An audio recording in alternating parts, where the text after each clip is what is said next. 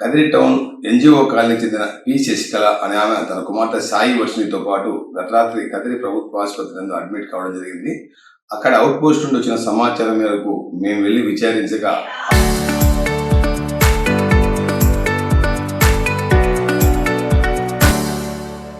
ఆమె తన భర్త లాయర్ గా పనిచేస్తాడని, అంతేకాకుండా జనసేన పార్టీ నియోజకవర్గ ఇన్ఛార్జ్ గా పనిచేస్తాడని, ఈ క్రమంలో గత కొద్ది కాలంగా తనను తన కుమార్తెను ఇబ్బంది పెడుతున్నాడని, అంతేకాకుండా ఆ విషయాన్ని ప్రశ్నించేందుకు గత రాత్రి తనను ఇనుపరాడు తీసుకుని కొట్టి గాయపడటం జరిగిందని, అడ్డు వచ్చిన తన కుమార్తె సాయి వర్షిని కూడా కొట్టి గాయపడటం జరిగిందని ఆమె ఇచ్చిన ఫిర్యాదు మేరకు కదిరి టౌన్ పోలీస్ స్టేషన్ లో కేసు నమోదు చేసుకోవడం జరిగింది.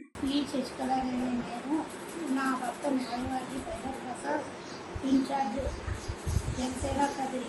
నిన్న ఏదో చిన్న కుటుంబ సమస్యతో మేము, అది ప్రతి కుటుంబంలోనూ ఉండేది, చిన్న చిన్న సమస్యలు, ఏదో ఆవేశంతో వెళ్ళింది వాస్తవమే. కానీ దీన్ని రాజకీయ కోణంతో మీడియా నిపుణులు రాజకీయ పరంగా దాన్ని పెద్దదిగా చేయడము, కుటుంబాలను విచ్ఛిన్నం చేయడం అవుతుంది. చిన్న సమస్యని కౌన్సిలింగ్ ద్వారా తక్షణమే మేమిద్దరం మళ్ళీ పరిష్కరించుకున్నాం.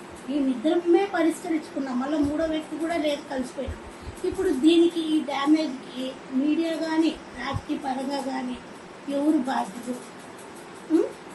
మళ్ళా కలిసి మేము ఈ మీడియాలో వచ్చిన ప్రచారాన్ని, మళ్ళా నా బిడ్డ ఈ వర్షిని మానసికంగా కుంగిపోతుంది.